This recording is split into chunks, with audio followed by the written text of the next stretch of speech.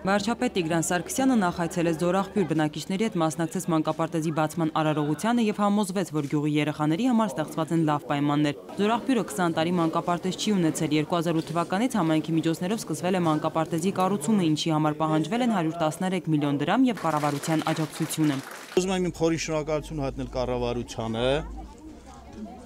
Ավարտելուց հետո շենքը գույք ձեռքբերման համար մենք որոշակի խնդիրներ ունենք ֆինանսի հետ կապված եւ կառավարությունը մեզ ընդառաջեց 20 միլիոն դրամ հատկացրեց։ Գյուղն ունի 2300 բնակիչ, մանկապարտեզն նախատեսված է 60 երեխայի համար, սակայն համայնքի ղեկավարը հավատացրեց, որ եւս 20 երեխա կարող է հաճախել։ Գյուղի բնակիչ Անի Եղիազարյանը երջանիկ է, դուստրերը լավագույն մանկապարտեզն են հաճախելու։ Անահիտ Պողոսյանն էլ ափսոսում է, որ թորնիկը նման մանկապարտեզ հաճախելու առիթ չունեցավ։ Ես անձամբ ունեմ զույգ բալիկներ, շատ ուրախ եմ, որ նրանք պետք է հաճախեն այս գեղեցիկ մանկապարտեզը։ Շատ կուզենայի, որ իմ թորնիկն էլ մասնակցեր այս մանկապարտեզում ու կրթություն ստանար, դաստիարակություն փողոցային մանից կտրված կլիներ։ Վարչապետի այցի հաջորդ կանգառը Գառնիում էր, որտեղ 7 աղբյուր Գառնի ինքնահոս ջրատարի բացումն էր։ Հիմնական ներդնող Աղասի Ալեքյանի շնորհիվ վերջապես Կոտայքի մարզի 6 գյուղ կապահովի, խմելու եւ ոռոգման ջրով։ Մենք ունենք բազմաթիվ դրական ձեռքբերումներ,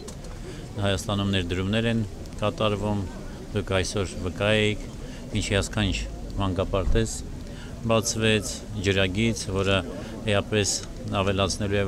ոռոգվող հողերի ծավալը Հայաստանի Հանրապետությունում, նաև կառուցվելու են հեկեր